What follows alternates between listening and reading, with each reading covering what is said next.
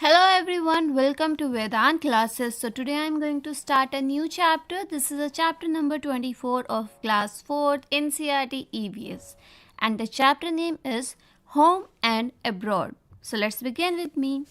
Today there was a lot of activity at a Malu house. तो आज बहुत सारी चीज़ें, बहुत सारी एक्टिविटी जो थी वो मालू के घर पर हो रही थी. Chitappan and his family were coming home after 5 years. तो चितप्पन और उसका जो परिवार था वो आज 5 साल के बाद अपने घर वापस आ रहा था.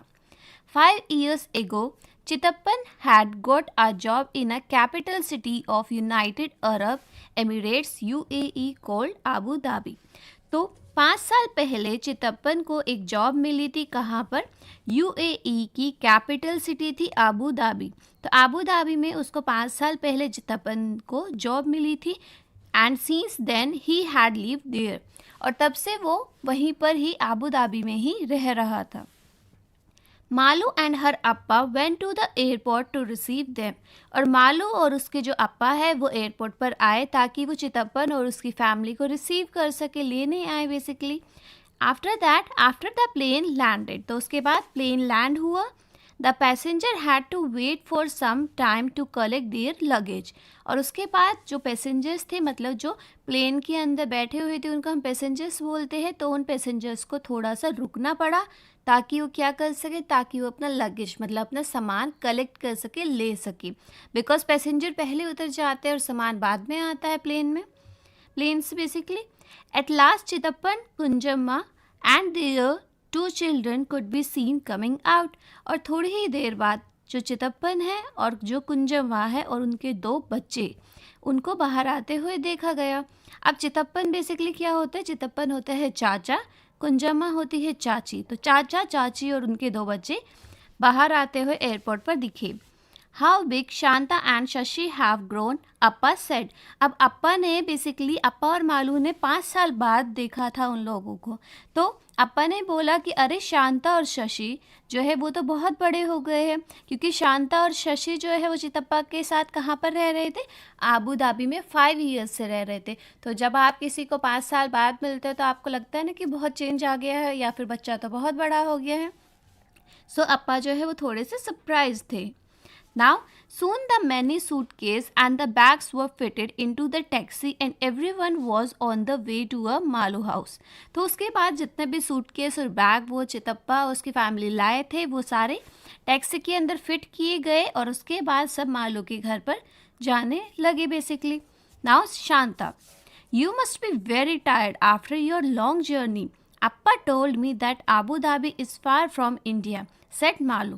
तो यहाँ पर जो मालू है, बिकॉज मालू जो है वो कभी आबू धाबी नहीं गई थी, तो उसने शांता से बोला कि तुमने तो बहुत लंबी जर्नी इतना लंबा डिस्टेंस ट्रेवल किया है तो तुम तो बहुत थक गई होगी, क्योंकि अपन ने मुझे बताया था कि आबू धाबी जो है वो इंडिया से काफ़ी दूर है. सो तुम्हें तो बहुत थकावट हो रही होगी.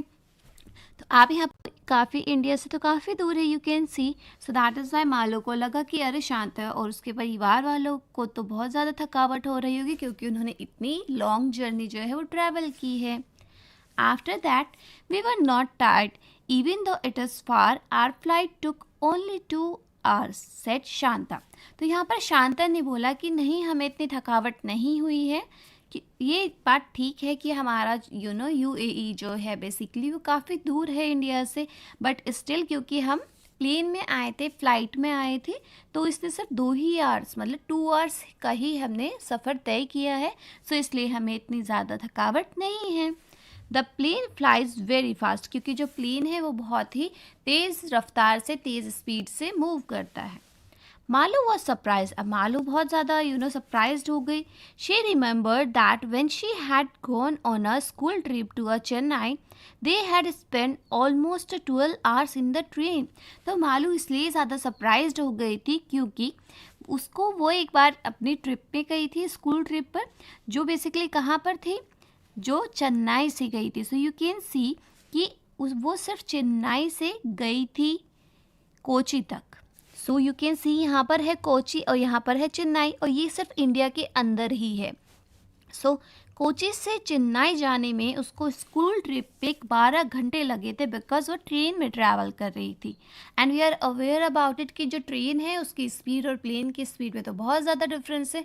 सो दैट इज़ वाई शांता को सिर्फ 2 घंटे लगे थे क्योंकि वो प्लेन में सफ़र कर रही थी, और जो बेसिकली मालू थी बिकॉज वो ट्रेन में सफ़र किया था उसने, दैट इज़ वाई उसको 12 आवर्स लगे थे, 12 घंटे लगे थे।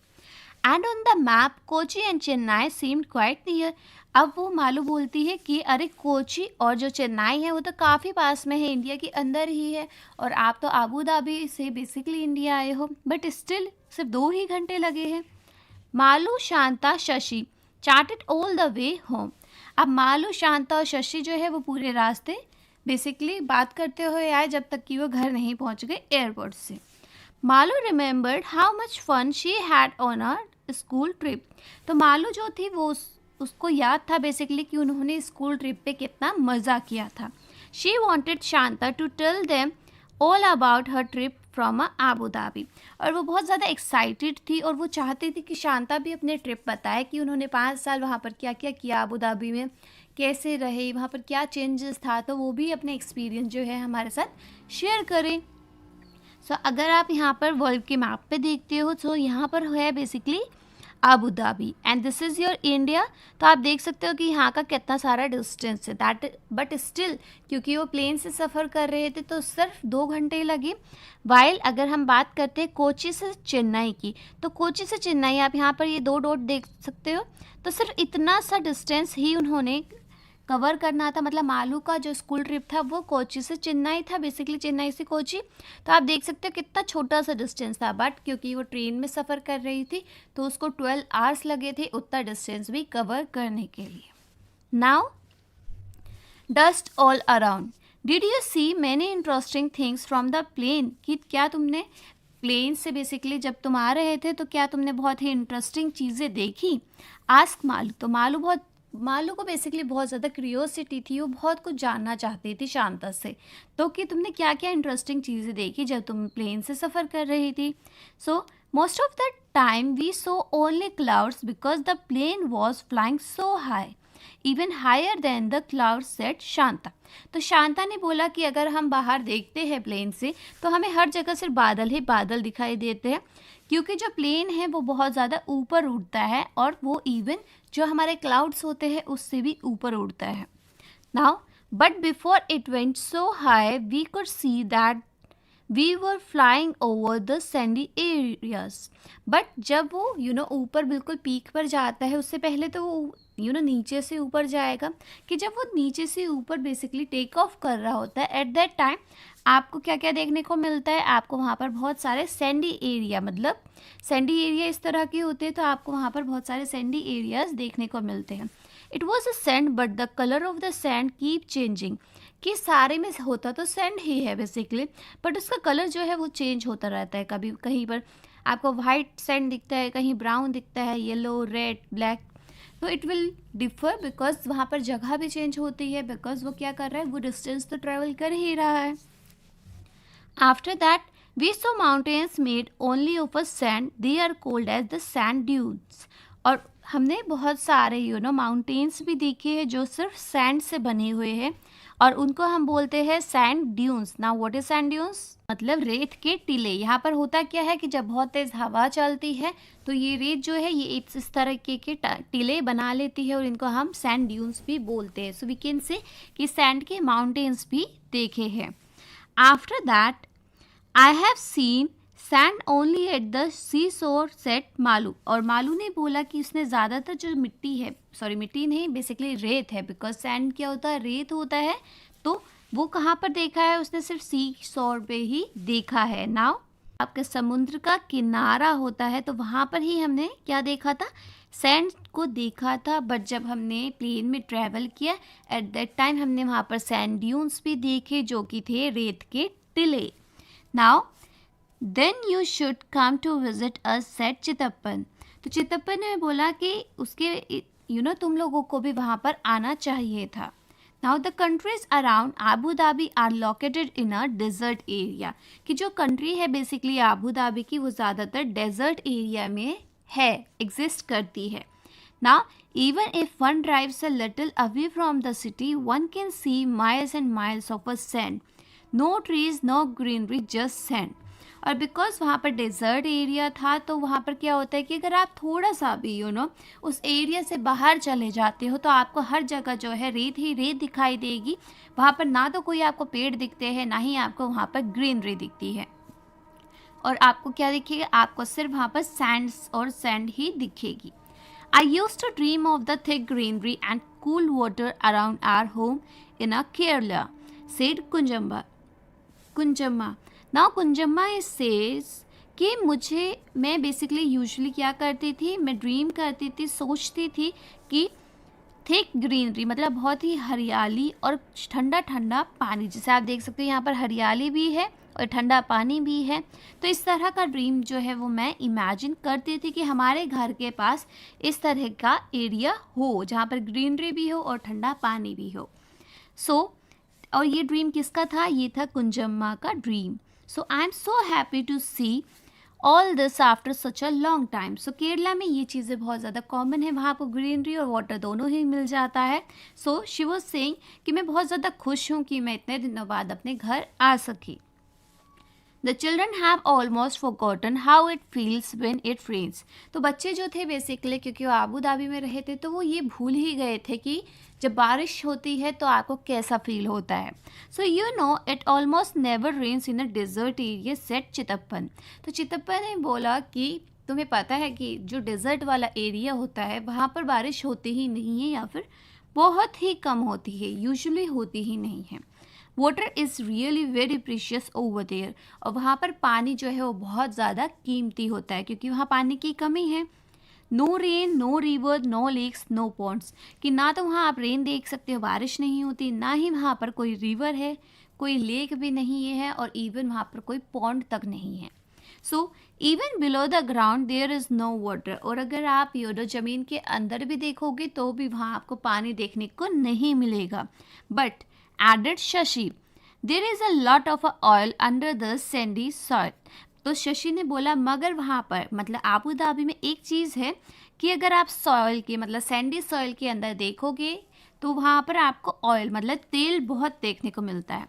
सो petrol is easily available in these countries. So that is why Abu Dhabi में जो पेट्रोल है वो बहुत ईजिली मिल जाता है. बिकॉज जैसे हमारे ज़मीन के नीचे पानी मिलता है वहाँ पर उनकी जो सैंडी सॉइल होती है उसके नीचे उन्हें ऑयल मिलता है. तो उन लोगों के लिए वाटर बहुत ज़्यादा प्रीशियस है क्योंकि वहाँ पर वाटर की काफ़ी कमी है.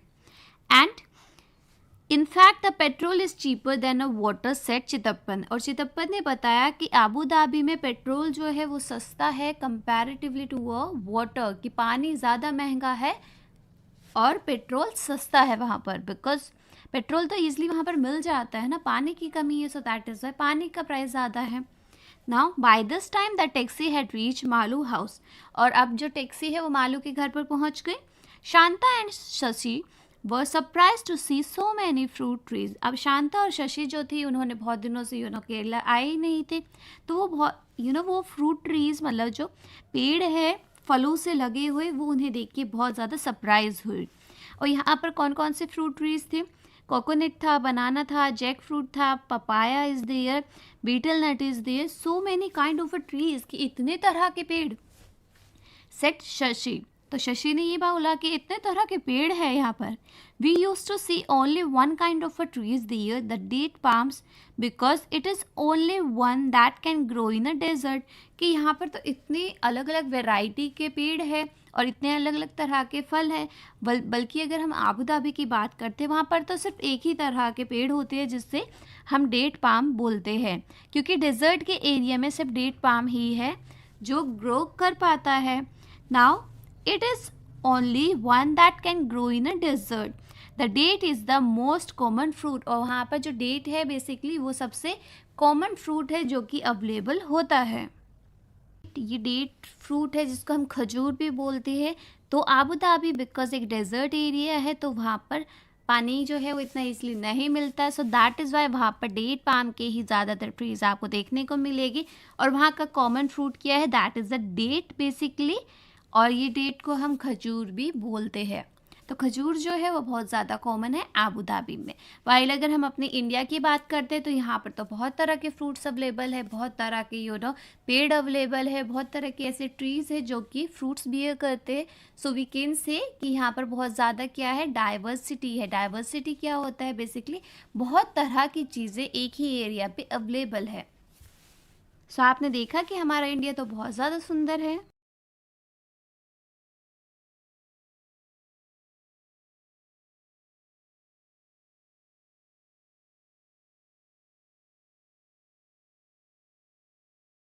Nice gifts and photographs. After they had met everyone, Kunjamma unpacked their bags. तो जब कुंजम्मा और बेसिकली चितप्पा थे, वो जब सब लोगों से मिल लिए घर आकर, तो उन्होंने क्या किया, उन्होंने अपने बैग को अनपैक किया, मतलब सारा सामान निकालना स्टार्ट किया। They had brought gifts for everyone, और वो सबके लिए कुछ ना कुछ गिफ्ट लाए थे आबू धाबी से। They gave dates for everyone to eat, और हमने अभी देखा था प्रीवियस वीडियो में कि डेट क्या था, वो वहाँ का कॉमन फ्रूट था जो कि सब लोग ईट करते थे। सो यू कैन सी ये होता है date and this is a date palm, ये इसके पेड़ होते हैं। तो ये बहुत ही कॉमन फ्रूट है वहाँ पर आबू धाबी के अंदर। तो डेट्स लाए गए थे बेसिकली सब लोगों के लिए, और सबको खिलाए भी गए। After that the date were very sweet and tasty, और ये जो डेट थे बेसिकली फ्रूट था, ये बहुत ज़्यादा स्वीट था, मीठा था और बहुत ज़्यादा टेस्टी भी था। Shashi showed Malu some notes and coin. अब शशि ने क्या किया, मालू को कुछ नोट्स और कॉइन्स दिखाए, कहाँ के, आबू धाबी के। Shanta explain that the money they used in Abu Dhabi was a different and was called as dirham. तो बेसिकली उन्होंने बताया कि जो नोट वो वहाँ पर यूज़ करते थे या कॉइन्स वहाँ पर यूज़ करते थे, वो हमारे कॉइन्स से बहुत ज़्यादा डिफरेंट होते हैं, और उनको हम क्या बोलते हैं, हम उनको बोलते हैं दिरहम। ठीक है, जैसे हम अपने पैसों को क्या बोलते हैं, मनी को क्या बोलते हैं, रुपीज़ बोलते हैं। तो जो आबू धाबी की बेसिकली रुपीज़ थी, मनी थी, कैपिटल थी, so that will be the dirham. It had some writing in their local language, तो उनकी खुद की लैंग्वेज में उस पर कुछ लिखा रहता था, और उनकी लैंग्वेज क्या है, that will be the Arabic. Arabic जो है वो आबू धाबी की लोकल लैंग्वेज है। They also showed many photograph of the place wear they live, और उन्होंने काफ़ी सारी फोटोग्राफ्स दिखाई जहाँ पर कि वो रहते थे बेसिकली। तो आप यहाँ पर क्या देख सकते हो, ये जो है दीज वर द कॉइन्स जो कि आबू धाबी के हैं। तो आप देख सकते हो कितना थोड़े यूनिक है हमारे रुपीज़ से। आफ्टर दैट आप यहाँ पर देखिए, तो ये जो कॉइन्स है बेसिकली ये है आबू धाबी के बेसिकली कॉइन्स, दिरहम, और ये है उनके rupees. Okay, now Chitappa gave Malu a globe. अब चितप्पा ने क्या किया, उन्होंने मालू को एक ग्लोब दिया, और उसके बाद जब ग्लोब उसको दे दिया गया, so what will happen, he said Malu why don't you locate Abu Dhabi on this. और उन बच्चों को बताया गया कि तुम इस ग्लोब के अंदर आबू धाबी क्यों नहीं ढूंढती हो। The children enjoyed playing with the globe and looking for a different places on the globe. अब बच्चे जो थे वो बहुत ज़्यादा क्यूरियोसिटी उनकी जाग गई, तो वो सारे क्या करने लगे, वो ग्लोब के साथ खेलने लगे और अलग अलग जगहों को देखने लगे। जैसे I already told you about it कि अगर आप यहाँ पर वर्ल्ड का मैप देखते हो, सो व्हाट विल हैपन, यहाँ पर है यूएई और यहाँ पर है हमारा इंडिया, और उसके बाद यू कैन सी कि ये कितना डिस्टेंस जो है वो ट्रेवल करता है। So it is far from a India, तो ये काफ़ी दूर होता है, आबू धाबी जो है हमारे इंडिया से काफ़ी दूर है।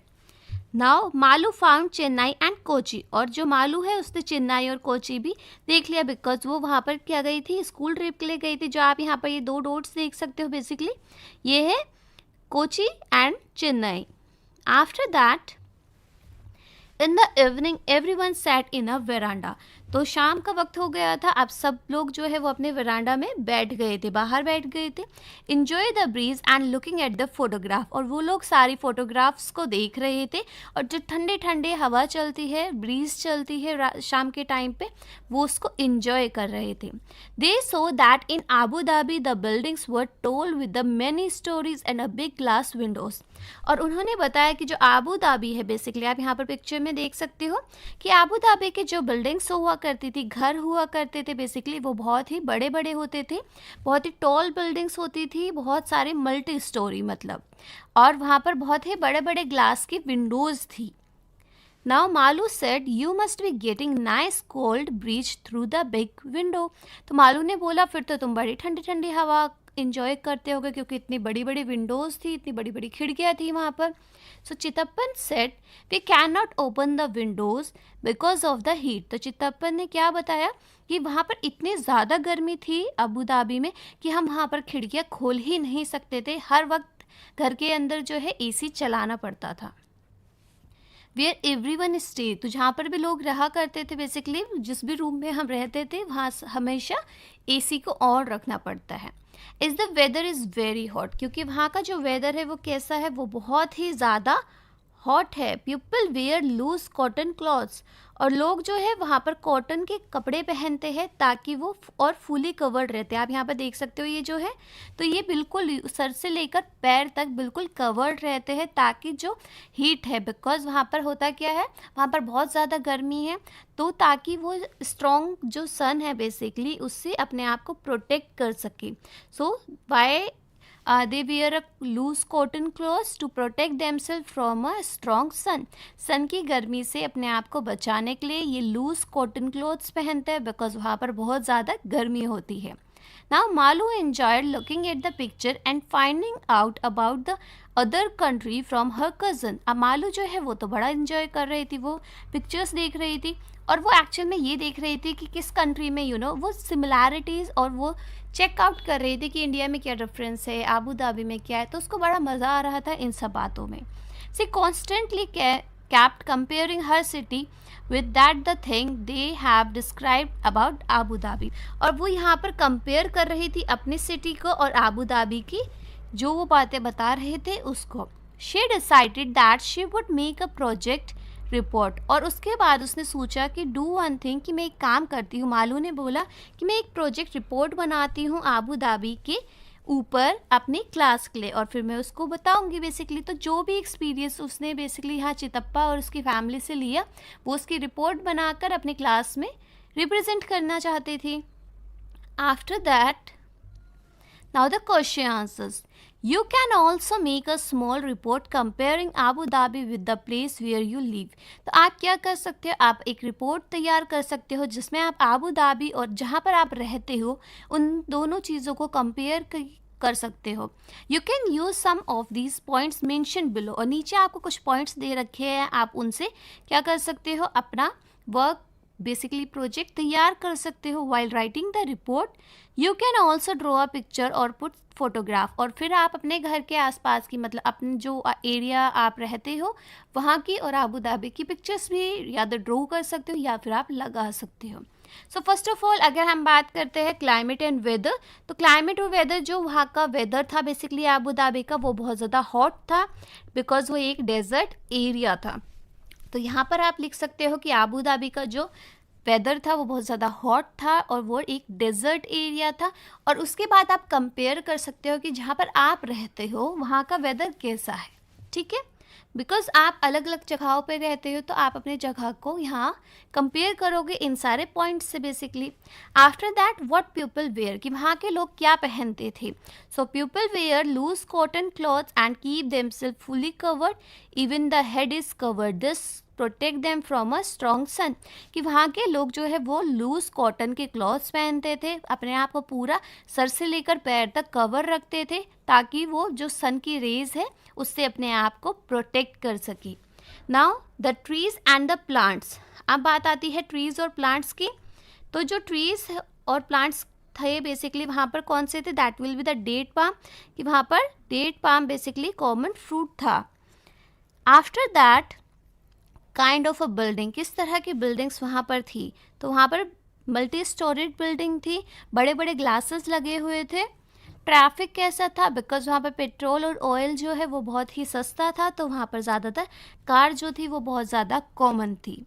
Now language basically Abu Dhabi की क्या है, लैंग्वेज इज़ अरेबिक. तो लैंग्वेज हो गई अरेबिक, आबू धाबी के लैंग्वेज इज़ अरेबिक. और जो कॉमन फूड आइटम वो खाते हैं that will be the that can be a date हो सकता है, मीट है, फिश है, राइस है, लैम्ब है, मटन है, और T and coffee is also the beverages. तो आपने यहाँ पर देख लिया, तो ये सारे पॉइंट्स जो है these were the points of Abu Dhabi.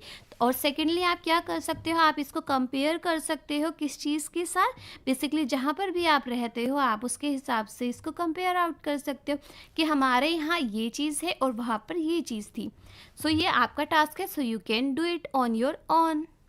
After that, can not grow in a desert area. तो आपको ऐसा क्यों लगता है कि बहुत सारे पेड़ जो है वो डेजर्ट एरिया के अंदर ग्रो नहीं करते? So many trees can not grow in a desert area as there is a scarcity of a water. कि ज़्यादा पेड़ इसलिए ग्रो नहीं कर सकते क्योंकि वहाँ पर क्या है, वहाँ पर स्कार्सिटी है वाटर की कमी है, वहाँ पर इतना पानी नहीं है कि वहाँ पर ज़्यादा पेड़ उगाए जा सके। Then, do you have any relatives who live in another country? तो क्या आपका कोई ऐसा रिश्तेदार है जो कि अलग कंट्री में रहता हो? So yes, one of my aunt lives in Australia. कि मेरी एक आंट है, वो कहाँ पर रहती है, वो ऑस्ट्रेलिया में रहती है। तो यहाँ पर आप ये बताओगे कि आपका कोई रिलेटिव है जो कि बाहर विदेश में रहता है। After that, leave there. तो कितने टाइम से आपकी जो आंट है वहाँ पर रह रही है, and did they go for their studies और फॉर वर्क। और वहाँ पर वो बेसिकली जो नेक्स्ट कंट्री में गई है, किसी और कंट्री में, वो वहाँ पढ़ाई के लिए गई है या फिर काम के सिलसिले में गई है या फिर कोई और कारण था। तो आप यहाँ पर लिख सकते हो, she has been living there for more than a 40 years. कि मेरी जो बेसिकली आंट है वो वहाँ पर 40 साल से रह रही है, more than a 40 years, and she went there for doing her master. Basically वो अपनी मास्टर्स करने गई थी, बट उसको वहाँ पर जॉब मिल गई जो कि एक अच्छी सैलरी भी मिल रही थी, अच्छी तनख्वाह मिल रही थी। सो दैट इज़ वाई वो वहीं पर सेटल आउट हो गई। नाउ आप यहाँ पर देख सकते हो, look at this currency note. तो यहाँ पर ये करेंसी नोट दे रखा है, right the value of each note in a box near it's picture. तो यहाँ पर आप बेसिकली क्या लिखोगे कि ये कितने रुपए का नोट है। सो आप बड़े आराम से इसको देख सकते हो।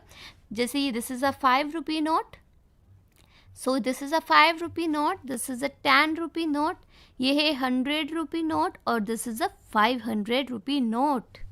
Okay, now to which country does this currency belong. तो ये बेसिकली किस कंट्री से बिलोंग करती है। तो जो अभी हमने यहाँ पर रुपीज़ देखे हैं, ये किस कंट्री से बिलोंग करते हैं, and how did you know, और आपको कैसे पता है। So this currency belongs to India. तो ये इंडिया की करेंसी है बेसिकली, तो ये करेंसी इंडिया से बिलोंग करती है। And I knew it because reserve bank of India is printed on them. और आपको कैसे पता चला कि ये बेसिकली इंडिया की है। तो आप यहाँ पर जब देखोगे नोट को, so what you will get to know कि यहाँ पर ऊपर रिजर्व बैंक ऑफ इंडिया लिखा रहता है, भारतीय रिजर्व बैंक।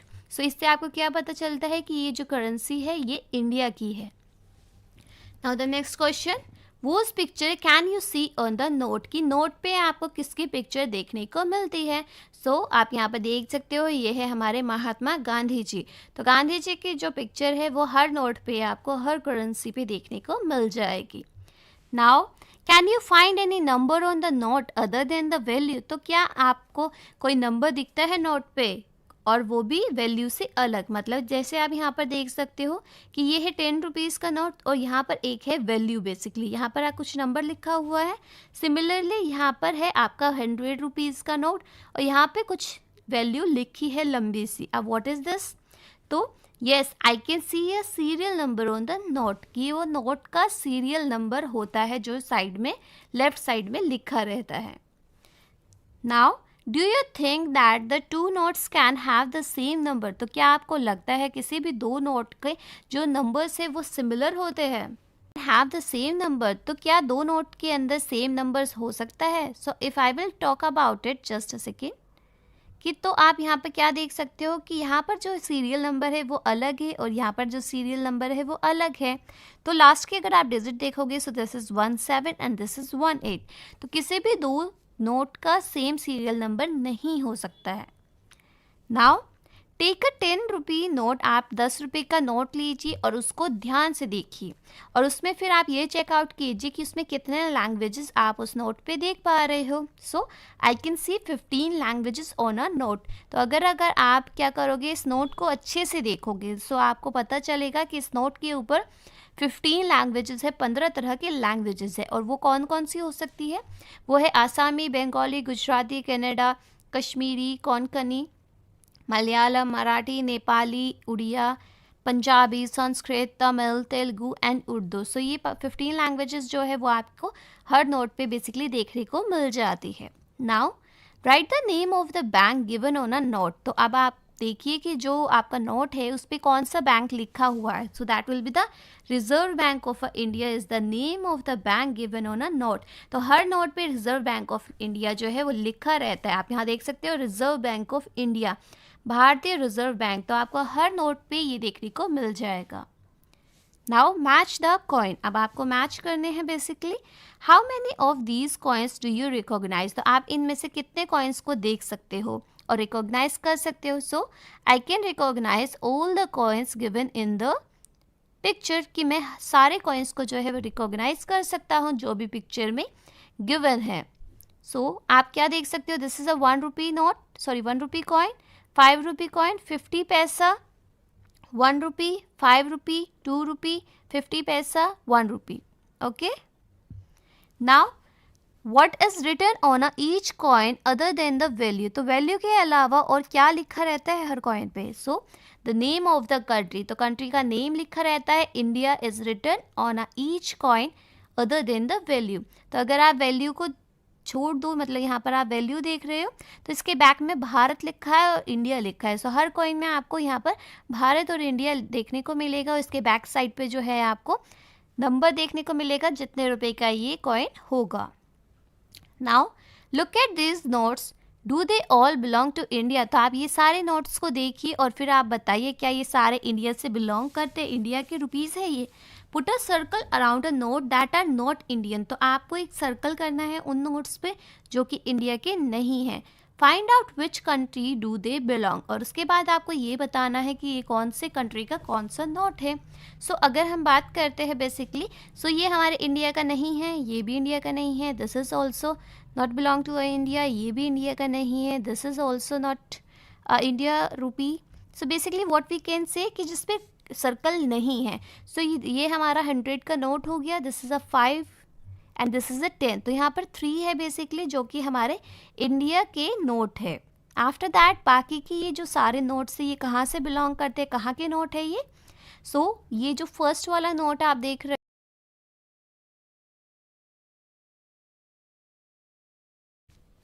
तो जो ये नोट्स है ये कहाँ से बिलोंग कर रहे हैं, I am going to tell you this कि ये है नोट, ये जो करेंसी है this is belong to a England. ये इंडिया का है, USA, Oman, India, China, Oman, China, England, Oman, India, China. So basically आप यहाँ पर लिख सकते हो कि कौन सा करेंसी कहाँ से बिलोंग करता है. So now our chapter is completed. Thank you for watching. Have a nice day. अगर अभी तक आपने हमारे चैनल वेदांत क्लासेस को सब्सक्राइब नहीं किया है then please do subscribe our channel Vedant Classes for more videos and for more updates. Stay tune with us.